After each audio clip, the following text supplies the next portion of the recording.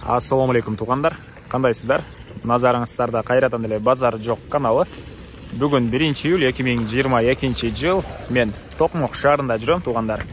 Ушул жерден көрүп турган үйүңүздөр сатылып атыптыр. Азыркы чыгарышта сиздерге ушул үй жөнүндө маалымат берейин дегем.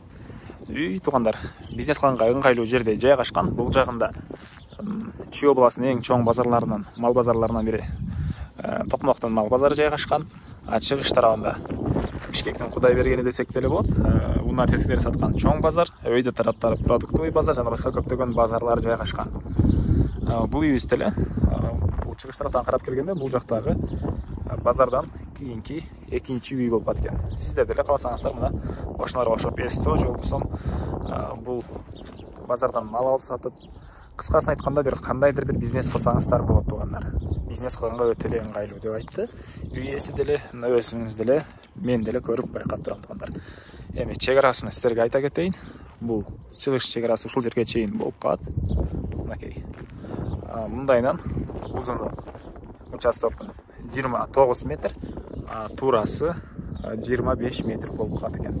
Узуну 29, туурасы 25. Азыр көргөзө кетейин. Бул жак батыш чек арасы кайсы жерге чейин болуп калганын. Мынакей тугандар, бул жактагы кошунанын жерине чейин болуп калат. Мынакей. Бул жерге чейин болуп калат экен. Кенен мындайынан кандайдыр бир бизнес кылганга эсто же болбосо магазинби же кандайдыр бир нерсе кылсаңыздар болот. Ал жагы өзүңүздөрдүн фантазияңыздар. Негизинен жем саткан жер деле кылсаңыздар болот. Же болбосо мал базар боюнча мен анча деле эмем жок, мындай билимим жок. Алып сатуу боюнча ойлонуп көрүп өзүңүздөр мына мал базардын жанына тугандар үйүбүз же кандайдыр бизнес кылсаңыздар болот. Ал жакта унаа тетиктери саткан базар деле жакын, чоң базар деле жакын тугандар. Эки жолу кайталап койдум ушул сөздү. Так, адреси Казакстан көчөсү 12-үй болуп калат экен. Азыр сиздерге могу базар тараптан эле бир мындай көргөзө кетейин. 50 метр деле бассаңыздар бул жакта мына мүрөк деген автозапчасть саткан чоң базар бар экен. Бул жагы бул мондай базар. Түз чыксаңыздар да чоң базар жайгашкан. Бүгүнкү чыгарышта сатылуучу ушул месталар менен катарынан кеткениңиздерде ушул катардагы 4-5-үй болуп калат экен. Бул эстонун кийинки. Бул жерлерде катарынан эле Акбата деген чайкана, бул жакта агро химикаттар саткан дүкөндөр, бул жакта да ун, жем саткан дүкөн бар экен тугандар. Сиздер деле ушулардын катарында бир кандайдыр бизнес кылсаңыздар болот. Эми үйдүн алдына барайын да калган маалыматтарды берейин тугандар. Мынакей биздин үйүбүз бул эстонун кийинки үй. Негизинен үйдүн жеринин узун турасы деле бизнес кылганга ыңгайлуу. Ондайнан узуну 29 метр көчө тараптан бул жакка карай кеткен. Ошого кенен эки бир ишкерди кылсаңыздар эки мондай объект атат деп ойлойм тугандар бул жака. Жерин аянты 7 сото экен тугандар. Жерин аянты 7 сото. Эми мектептер боюнча айтсак, жол барып келсеңиздер болгодай жерде мектеп бар экен. Садиктер деле бар тугандар.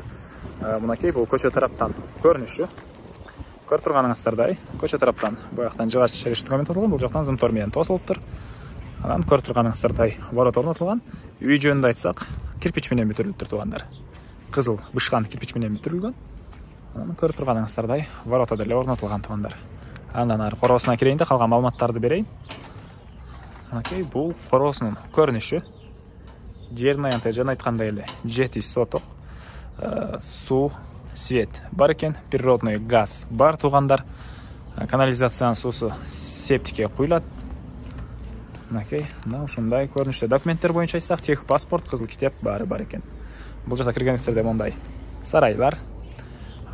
Мынакей, бул жакта деле сарайлар, бул жакта тоокана жана ал жакта жай айларында мал кармаган навес деле бар экен. Мына ушундай көрүнүштө. Кошуналар менен болгон чек ара бар, буягы кирпич менен тосулган. Бул жакта дараткана. Мынакей бул узун турасы 10го 8 болгон үйүбүз. Бул жерге чейин өлчөлүк 10го 8 экен. Бул жагы прихожка же веранда дейсиз, бул жагы кошулган экен тугандар. Биз бул жерге чейин ченедик. Андан ары сіздерге ички тараптарын көргөзөйүн десем туугандар, үй ээси деле ички тараптары бул жерде анча деле маанилүү эмес үйдүн. Себеп дегенде бул жерде алам деген адам бизнес кылат деп айтты туугандар. Үйдүн ички тараптары орто ремонт болгон үй экен туугандар. Негизи бизнес кылам деген адам алат дейт. Бул үйдө жашаганга эмес, бизнес кылганга карашат деген ойду айтты. Мына ушундай көрүнүштө туугандар. Мына бул жакта ал тарабында навес ошо жана ошо көптөгөн объекттер экен. Аларды келсеңиздер деле өзүңүздөр көрүп байкасаңыздар болот. Эмнеси калды? Бир эле баасы калды окшойт туугандар, айтылбаган да. Бул үйдүн, бул жердин баасына $100,000 деп атышыптыр. Сүйлөшүү болот туугандар.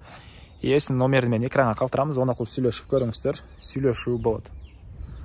Негизги маалыматтарды дагы бир жолу эскерте кетейин. Жердин аянты 7 соток, документтер боюнча кызыл китеп бар экен. Так. Базарга жакын жерде, үйдүн узун турасы 10/8, кирпич менен бүтүрүлгөн. Свет, суу баары бар туугандар. Мына ушундай Токмок шаары. Баасы $100,000, сүйлөшүү болот. Анда эмесе туугандар, болушунча маалыматты бердим окшойт мен сиздерге. Ушул видеону достор менен, группалар менен бөлүшсөңүздөр, мага үй ээсине сиздер чоң жардам берген болосуздар. Анан кимдир бирөө ушул сыяктуу бизнеске ыңгайлуу жерден үй издеп жүргөн болсо, ал кишиге да чоң жардам болот. Группалар менен бөлүшсөңүздөр. Анда эмесе туугандар, мен сиздер менен коштошом. Кийинки чыгарышка чейин саламатта калыңыздар.